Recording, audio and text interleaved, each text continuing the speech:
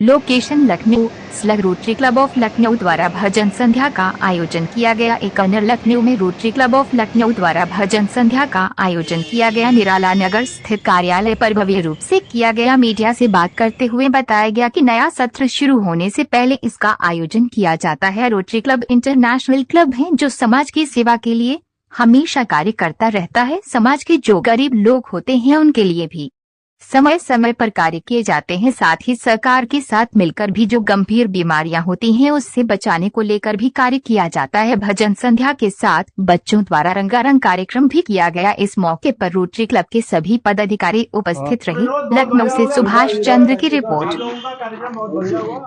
और अफगानिस्तान में है वो भी अब खत्म हो बहुत जाएगा। मुख्य हाथ रोटरी क्लब का रहा है। पूरे विश्व में रोटरी क्लब बहुत एक्टिवली पार्टिसिपेट करता है ऐसे कॉजेस के लिए जो बीमारियों पे सरकार या कोई और ध्यान नहीं दे रहा है। जैसे कि पोलियो एक था। अब हम आने वाले समय में बहुत सारे ऐसे कार्यक्रम करेंगे सहयोग जिसमें रोटरी क्लब सहयोग करेगा सरकार को। हम लोग कर रहे हैं जी।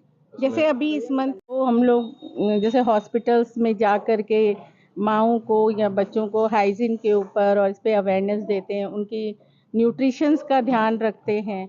तो क्योंकि लखनऊ में जैसे हमारे 7 ब्रांच है, बनारस में 22-23 ब्रांच है, इलाहाबाद में ऐसे ही है। तो हम लोग को हर डिस्ट्रिक्ट में डिस्ट्रिक्ट बांट दिया जाता है। जैसे यूपी, नॉर्थ ईस्ट यूपी में कई शहर आते हैं, एमपी का कुछ पार्ट आता है, प्लस उधर वेस्ट साइड हो जाता है। ऐसे ही पूरे इंडिया में क्या पूरे वर्ल्ड में ऐसे कुछ शहरों में मिला के इंडिया का हमारा सेकंड ओल्डेस्ट क्लब है। हमारा क्लब 85 साल हो चुका है हमारे क्लब को, जहाँ हम लोग खड़े हैं। तो क्या संदेश देना चाहेंगे आज के पूरे कार्यक्रम के माध्यम से जनता को, जो आपके यहाँ लोग आए थे? जनता को तो क्या संदेश हम लोग दे पाएंगे। हम लोग तो चाहते हैं कि हम लोग को कोई बताए कि हम लोग समाज के लिए और क्या कर सकते हैं।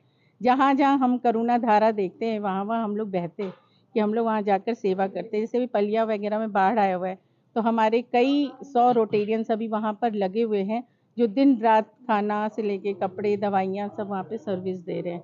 तो हम लोग का एक जगह का काम नहीं होता है। जहाँ पर भी हम लोग को लगता है कि समाज से या मतलब हमारी सोसाइटी को हमारी ज़रूरत है, चाहे मेडिकल हो, लिटरेसी हो, बच्चों के एजुकेशन का हो, या कहीं पर भी स्वावलंबन बनाने के लिए हो, तो हम लोग वहाँ पर सेवा अपनी देते हैं और देते रहेंगे।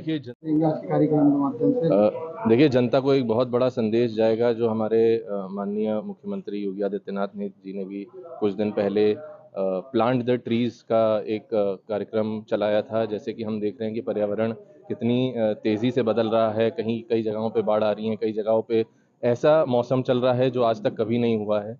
तो हमारा संदेश यही है कि आप ज़्यादा से ज़्यादा पौधे लगाएं। और हम 22वीं सेंचुरी में आ रहे हैं। 22वीं सेंचुरी में आने का ये मतलब नहीं है कि हम ज़्यादा एसी में रहें या ज़्यादा उसको इतनी टेक्नोलॉजी बढ़ा दें कि हमारे जीने का तरीका बदल जाए। सांस लेने के लिए भी हमें दिक्कत हो, सांस लेने के लिए भी हमें मशीनों की ज़रूरत पड़े।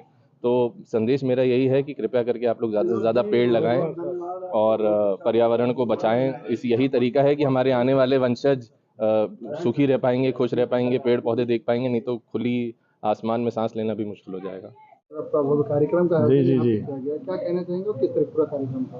कार्यक्रम बहुत ही सफल रहा आप लोगों के मेहरबानी से, और बहुत अच्छा लगा हमको। आज मुख्य रूप से कौन कौन यहाँ पर उपस्थित है कार्यक्रम में?